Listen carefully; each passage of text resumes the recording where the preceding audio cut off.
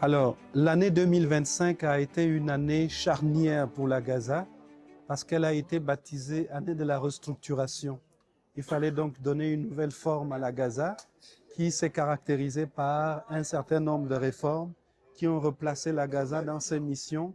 Et la réforme phare, c'est naturellement la décentralisation de nos activités qui fait que désormais nous avons dans toutes les villes du Gabon des brigades d'inspection et de contrôle dédiées à chaque arrondissement. L'autre aspect à retenir pour l'année 2025, c'est la présence de la Gaza sur la scène internationale, parce que son DG a été désigné porte-parole pour l'Afrique à plusieurs reprises pour défendre les intérêts de l'Afrique en matière de sécurité sanitaire des aliments et bien entendu tout ce que nous avons pu bâtir pour réformer les statuts, redonner les missions de chaque direction.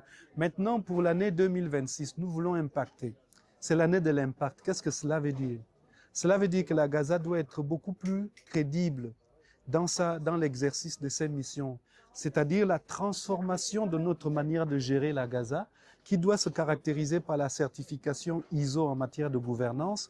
Et en matière de performance, nous voulons regarder tout ce qui concerne donc la transformation de nos outils d'inspection, renforcer notre laboratoire. Tout cela doit faire partie des exigences de la crédibilité.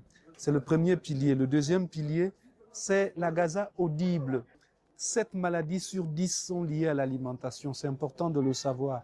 Donc nous devons constater qu'à ce niveau, il y a de la baisse parce que nous sommes de plus en plus entendus, nous sommes de plus en plus écoutés et nous donnons des conseils qu'il faut pour pouvoir transformer.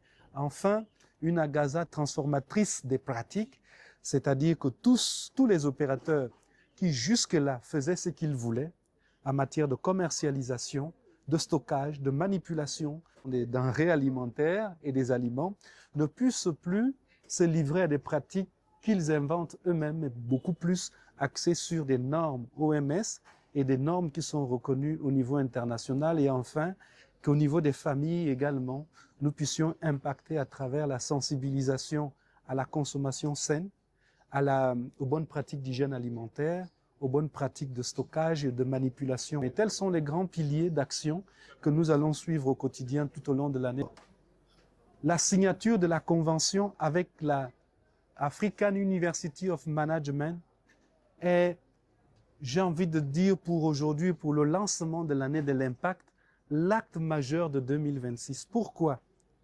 Nous sommes là en train de valoriser les universités gabonaises pour de plus en plus pousser les parents à faire en sorte que leurs enfants apprennent au Gabon parce que les universités gabonaises ont ce qu'il faut pour cela et qu'à la fin, les jeunes vont trouver du travail parce que nous voulons que soit effectif en République gabonaise le principe de adéquation, formation, emploi.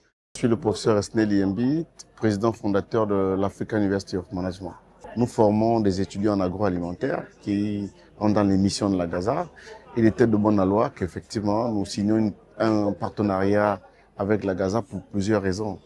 L'une des raisons, c'est que nous formons des jeunes qui sont spécialisés dans tout ce qui est travaux d'analyse et également d'autres qui sont formés dans d'autres métiers de transformation dans le cadre de l'agroalimentaire. Ce partenariat que nous venons de signer scelle véritablement une